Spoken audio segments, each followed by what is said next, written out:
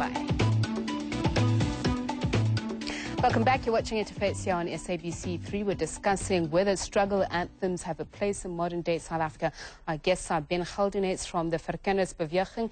He's in our Pretoria studios. The ANC Youth League spokesperson Floyd Shivambu is here with us, as we Chitanango from the Black Consciousness Party also joining us. Ernst Roots is the youth leader from AfriForum. Now, just before we went on the break, I think, Mr. Chitanango, you were commenting on the fact that the real issues haven't been dealt with. Now, we have a situation here where the ANC Youth League and AfriForum are accusing each other, if I'm contextualizing it properly, that it seems to be about minority rights. Mr. Shivambu, do you care to... Look, I'm saying that it's a real concern that we don't have a group of black people in a post-democratic dispensation whose preoccupation is only about black people's rights only. We're focusing because we have ushered society into a dispensation that says that let us live in a non-racial, non-sexist, democratic society. Let us embrace each other's values. But I've got a group of individuals, racist individuals, whose only preoccupation is about the interest of white people only. Every time AfriForum speaks, it's about the minority interest of white people. And in most instances, these interests are expressed in a manner that says that we cannot go ahead with transformation project. You know that AfriForum opposes affirmative action, opposes black economic empowerment, opposes everything that is about redressing the injustice of the past. We can never have such a society, particularly if it's coming from young people. It's very, very unfortunate because we have to take society moving forward to build a non-racial society. Mr. Shivambu is being very ignorant. In AfriForum has always taken a stance against all forms of racism. To give you a few examples, AfriForum was at the funeral for there was that Johan Nel incident at Skilak where people have been murdered. AfriForum was asked to leave the funeral of those black people who have been murdered. AfriForum was members of AfriForum Youth Executive Committee was at the airport to welcome Caster Semenya when she arrived back from the Olympics. Or when she arrived from the athletics. So you in turn accuse the ANC Youth League of being racist? Yes, what happened at the airport is members of the ANC Youth League came to us saying, if you don't take part in the ANC rally, you have to leave the airport. Then we left the airport and Julius Malema came there and slandered the white people for not being there. In actual fact, the fundamental question is whether the land which has been stolen by white people, if it has been really returned to its rightful owners. The answer is no.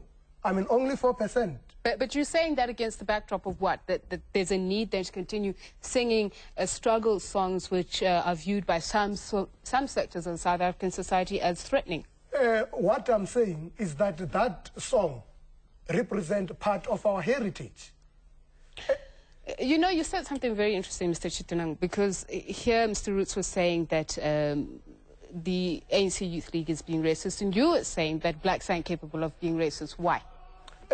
Because we do not have power to subjugate.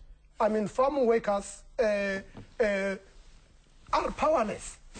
Black people do not have power to subjugate. And in that regard, black people can never be racist. Yes, the most common definition of what racism is that it's viewing other races as inferior, as inherently incapable of performing anything useful.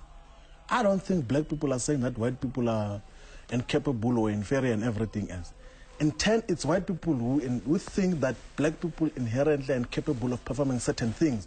Black people, yes, can be despondent and be obviously developing attitude on whatever white people do, but they can never be racist. I think that is to misread the whole situation, is to misapply the concept of what racism is. And if you want to approach racism as despondency of black people, then we're going to miss the broader picture in terms of how we're going to deal with racism in a more sustainable fashion. Mr. Geldenhuys, just to bring you back into the conversation, you had a very strong response to the singing of that song, to a point where I believe it was reported that you or one of your fellow members was saying that they would rather be shot there and then by the ANC. So yes, the problem is that people are being enticed to murder elderly people and women.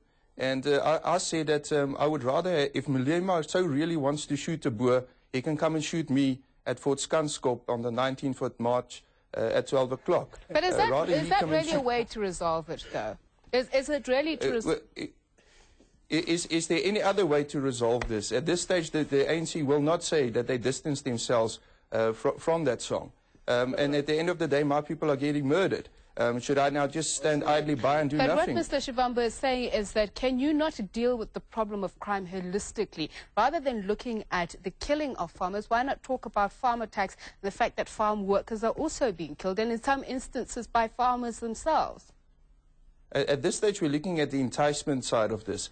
The fact of the matter is that Malema sang a song to say kill boers. As I said earlier tonight, if he sang kill farm workers, then surely somebody else would have acted on that. Mr. Shivamba, what are we essentially saying to South Africans? That the struggle songs are relevant because we are still in the midst of a struggle, or we've moved from one struggle to another? The revolution is continuing. It's a luta continua. We haven't yet gained economic freedom, economic independence. The struggle which our forefathers were engaged in, which Chris Hani, which Oliver Tambo, which Walter Sisulu was engaged in, was not only about attainment of political power, was only about economic freedom. It's about the retention of the land, which as we're speaking about. It's about retention of the minerals, which we're speaking about in the ANC weekly. So the struggle is not yet complete, and who is in control of these resources is particularly the white African male and everything else. And when we speak about taking these things from the Boers, we don't speak about committing crime against the Boers. We're speaking about redress of so the songs will continue. So the ANC Youth League will continue singing these songs. ANC songs. I'll tell you that it's not for the first time, even in the struggle years or before the post-democratic or before the democratic dispensation. These songs were sung in the ANC, but the ANC has never subscribed to human slaughter. It has never said that let us go and literally kill these Boers. Okay, right. That's never happened. The Black Consciousness Party believes that these issues can be resolved. The only way to resolve these things is when the landless black people also own the factors of production. But how should that go about? Because we do have land reform, redistribution, restitution policy in this country. What we are saying is that that is not good enough. That is not good enough. I've cited an example that only 4% of the land has been given back to the rightful owners.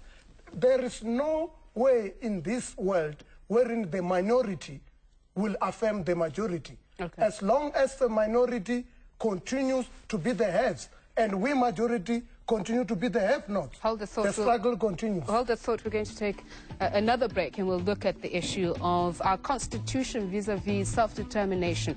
Don't go away.